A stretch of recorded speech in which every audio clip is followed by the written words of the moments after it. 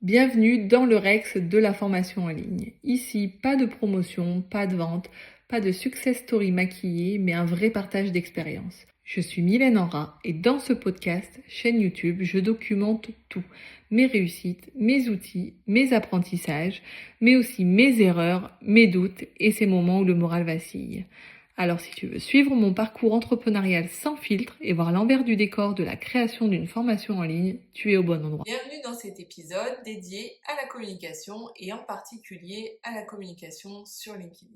Pour vous situer un petit peu, côté timing, j'ai commencé à prendre la parole sur LinkedIn au mois de novembre 2023, alors que mon activité a réellement démarré qu'au mois de février 2024.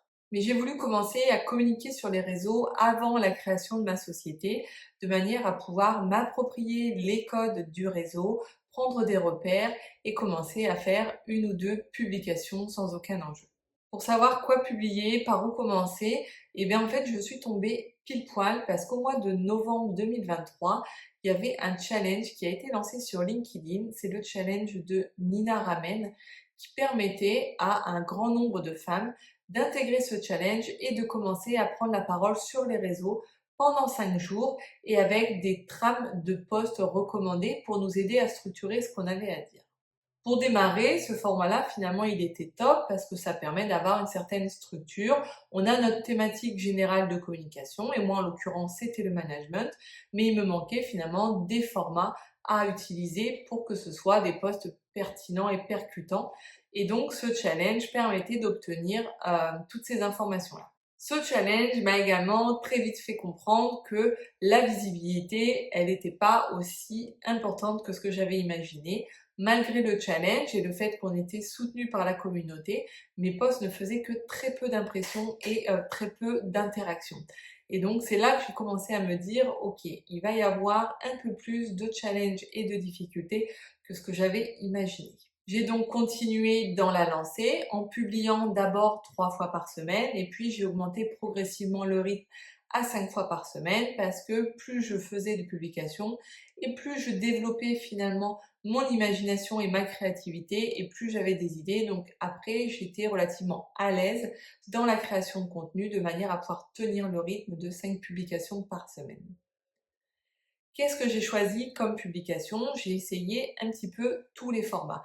J'ai essayé les photos avec une partie de storytelling, partage d'expérience, plutôt création de liens et partage en toute simplicité, je dirais, authenticité. J'ai essayé les sondages, mais alors là, c'était la cata. J'avais 1 à 2 votants, donc autant vous dire quelque chose de pas du tout significatif pour analyser les données et puis en tirer des conclusions. Donc les sondages, je les ai très vite réalisés sur une autre page qui n'était pas sur ma page personnelle, mais sur une page qui regroupe, je crois, à peu près 170 000 abonnés.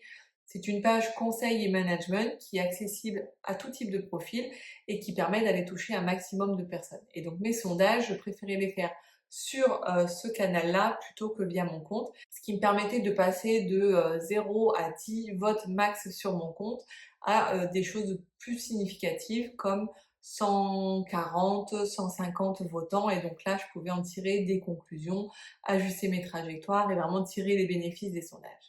J'ai également essayé les posts carousel et ça, avec le recul et l'analyse de mes statistiques, je peux vous dire que c'est clairement le format qui marchait le mieux pour moi parce que ces carousels éducatifs, ils permettent de positionner des notions managériales, de prouver un petit peu vos compétences, votre autorité dans le domaine et puis ils peuvent être aussi enregistrés pour être réutilisés plus tard. Et donc clairement, ce format est celui qui marchait le mieux pour moi. Donc dans ma stratégie de publication, j'avais minimum un carrousel par semaine sur une notion managériale. Ensuite, pour les thématiques, j'ai essayé de varier sur des notions vraiment très précises de management pour toucher vraiment les managers et la population que je visais en formation. Mais j'ai également fait des posts un peu plus génériques qui touchaient plutôt le milieu du travail, comme des thèmes, avec des thèmes comme par exemple les 10 signes que vous êtes addict au boulot. ce qui me permettait finalement d'aller toucher des populations un peu différentes et d'augmenter ma visibilité. Et par effet ricochet, du coup, de relations qui ont interagi, d'élargir ma visibilité sur le réseau. Et enfin, j'ai essayé aussi le format infographie, une notion décortiquée en plein de petites sous-notions, mais un format synthétique et visuel qu'on peut facilement garder sous le coude et aller reconsulter quand on en a besoin. Et donc ce format-là, il marchait aussi très très bien. Ensuite, une fois que j'ai adopté ce rythme de 5 publications par semaine, j'ai commencé à analyser de manière un peu plus précise les bénéfices et la pertinence de mes publications. Et donc pour ça, je me suis construit un fichier Excel dans lequel je venais recenser quel type de poste j'avais créé. Est-ce qu'on était sur de la photo, du carrousel, de l'infographie? Quel était l'objectif de mon poste? Créer du lien, partager une notion, être connu en tant qu'expert, avoir de la visibilité.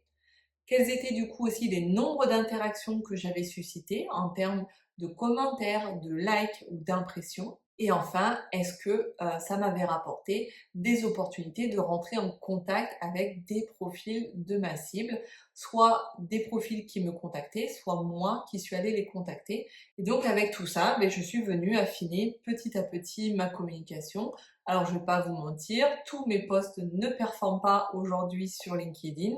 Mais par contre, je sais le contenu qui fonctionne, celui avec lequel je suis à l'aise, parce qu'il faut aussi avant tout prendre plaisir. Et comme ça me permet d'ajuster ma communication. Ensuite, une fois qu'on est à l'aise avec toutes ces premières étapes, on va commencer à regarder comment on peut monter d'un cran. Et donc là, monter d'un cran, c'est proposer par exemple des ressources gratuites en échange d'une adresse mail. Et ce qu'on appelle sur les réseaux sociaux le lead magnet, c'est-à-dire le produit d'appel.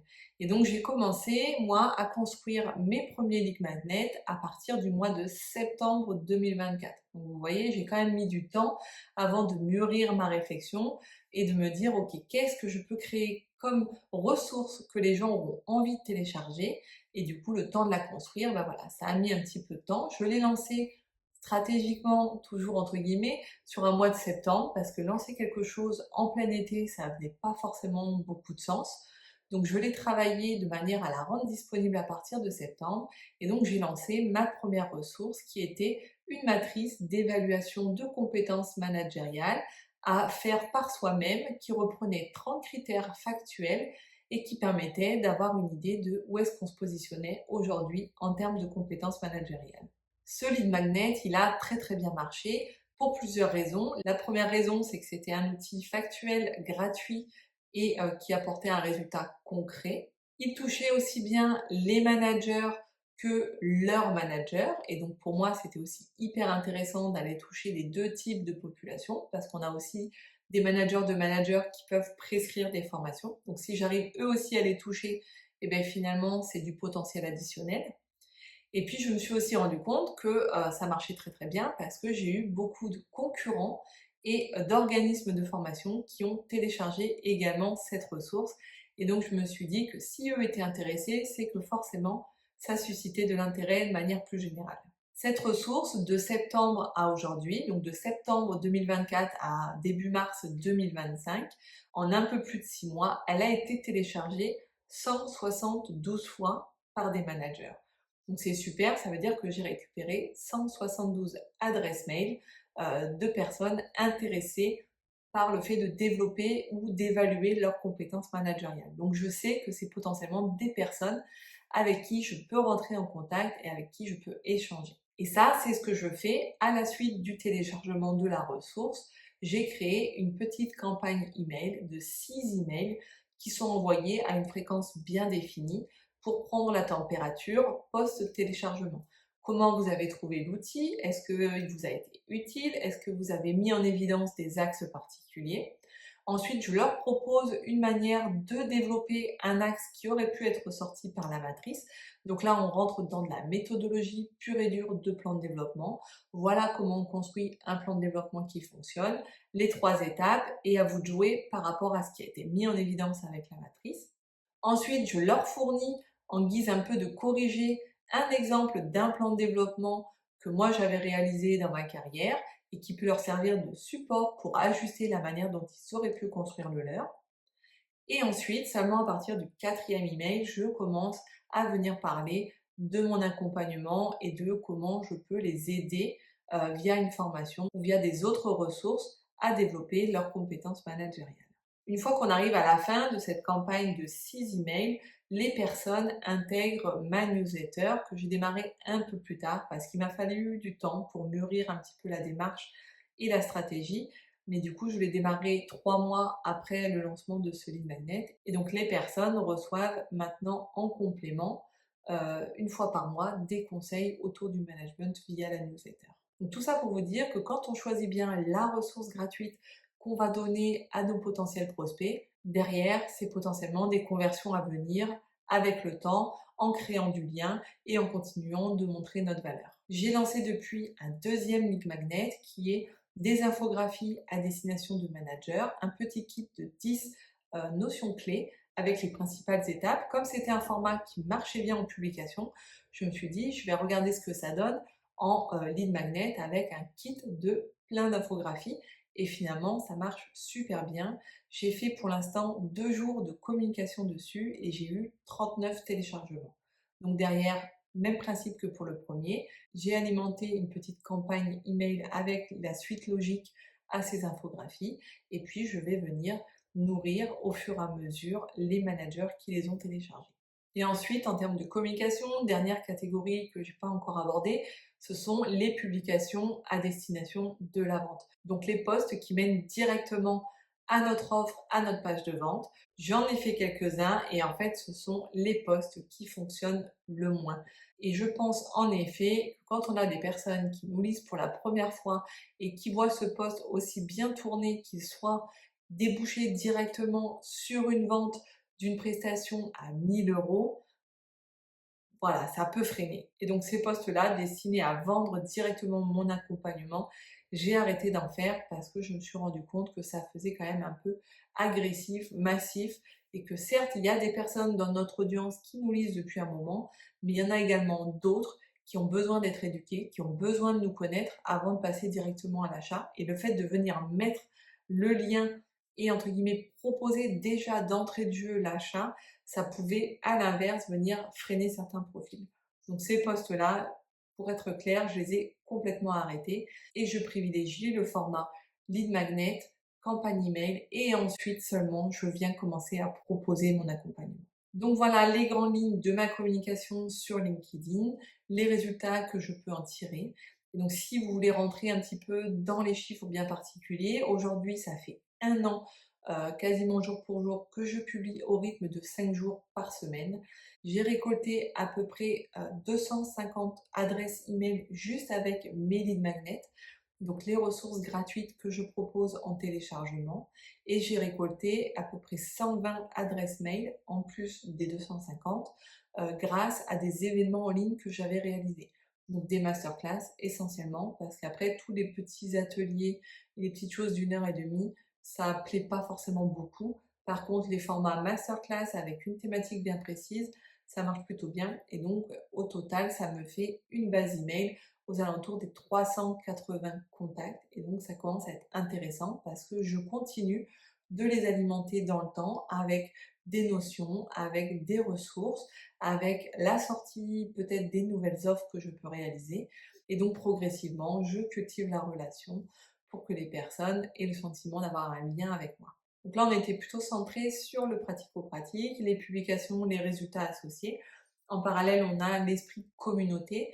Donc moi, je suis pas mal rentrée en contact avec des personnes qui faisaient la même chose que moi, des pairs, pour apprendre à connaître un petit peu leur environnement, pour voir ce qu'ils pouvaient proposer. Donc ça faisait office finalement de benchmark. Et puis aussi pour créer du lien, parce qu'il ne faut pas se leurrer, sur LinkedIn, les personnes qui prennent le plus la parole, ce sont les personnes qui publient.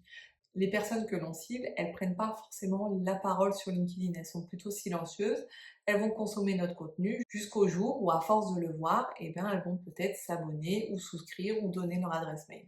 Donc en attendant cette étape-là, ceux qui contribuent à notre visibilité, ce sont bien tous ceux qui sont actifs. Et donc entretenir sa relation avec des pairs ou même d'autres personnes de d'autres secteurs d'activité, mais qui peuvent venir interagir sur vos publications, c'est toujours hyper intéressant. Si vous arrivez, que vous publiez et que vous en allez, c'est clair que ça ne fonctionnera pas. Par contre, à l'inverse, si vous aussi vous montrez de l'engagement vis-à-vis des publications d'autres professionnels, ils vous rendent généralement l'appareil et donc c'est comme ça qu'on alimente finalement l'écosystème. Et enfin, pour finir, une petite notion de timing associée à tout ça, parce que vous vous dites, mais moi j'ai créé mon entreprise, c'était pas forcément pour faire de la communication, c'est pas mon métier. Moi non plus, c'est pas mon métier, mais ça fait partie du package global.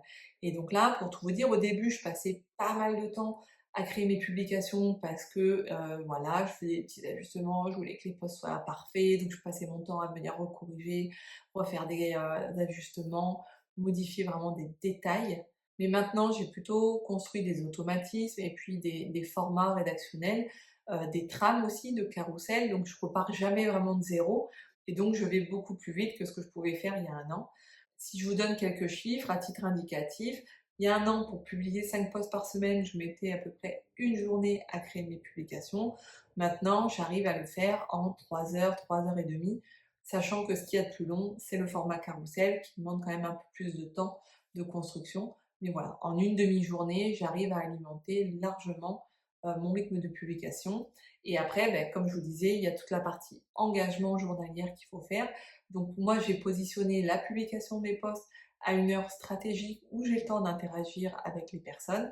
Et donc moi, je publie tôt le matin, au moment où les enfants se préparent et avant de les emmener à l'école, ce qui fait que j'ai le temps d'interagir.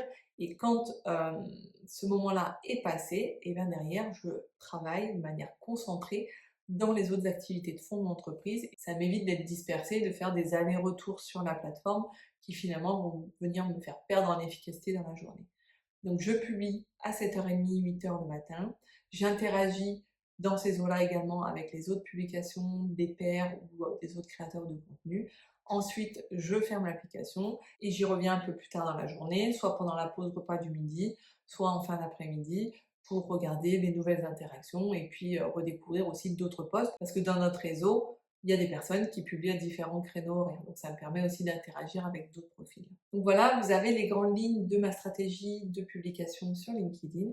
Et je suis certaine que vous vous demandez combien de clients cette stratégie m'a rapporté en un an. Du coup, la réponse c'est j'ai collecté aujourd'hui 380 adresses mail de personnes qui ont envie de lire mes contenus. J'ai gagné 3000 abonnés sur LinkedIn en un an, ce qui me permet aussi d'augmenter largement ma visibilité. J'ai obtenu 3 clients qui ont signé pour mon offre à 1000 € par le biais justement d'un lead magnet qui a été téléchargé et la campagne mail qui a suivi, qui a débouché sur une visio et puis finalement sur la signature de ma prestation d'accompagnement. Et j'ai eu également 2 devis de réaliser par des entreprises qui ont vu mes publications, qui ont pris contact et avec lesquelles on a échangé sur leur challenge et leurs projets pour avoir une prestation personnalisée. Vous direz peut-être que c'est peu, mais moi je trouve à l'inverse que c'est très encourageant parce qu'en fait là j'ai posé toutes les bases et que maintenant je suis en train de créer l'écosystème et l'effet boule de neige. Une fois que le système est construit, derrière ça vient s'auto-alimenter et puis ça devient de plus en plus fort. Moi j'ai commencé mon lead magnet finalement en septembre, c'est pas si vieux que ça et je me dis en 6 mois j'ai quand même eu pas mal de contacts, j'ai eu des prestations qui ont débouché et donc si j'accentue dans ce sens-là, les résultats vont venir se décupler petit à petit. Et donc finalement je suis satisfaite de la stratégie que j'ai construite, je vais continuer de l'améliorer, mais je pense que je tiens déjà une bonne base qui est prometteuse pour la suite. Et voilà, nous sommes au terme de cet épisode. Je vous propose de nous retrouver dans le prochain qui sera dédié à la page de vente et au marketing. Et donc là, je vous partagerai mes erreurs et puis aussi mes apprentissages, quel accompagnement j'ai suivi pour vraiment rendre son offre irrésistible. À très vite! Merci d'avoir écouté jusqu'au bout. Si cet épisode vous a plu, pensez à vous abonner et à laisser un commentaire. Ça m'aide énormément à continuer de partager cette aventure avec vous. Vous pouvez aussi me retrouver sur LinkedIn et Instagram pour d'autres formats de partage. Et sinon, on se retrouve très vite pour un nouvel épisode. Et d'ici là, persévérez, expérimentez et surtout, prenez plaisir dans votre aventure. À très vite!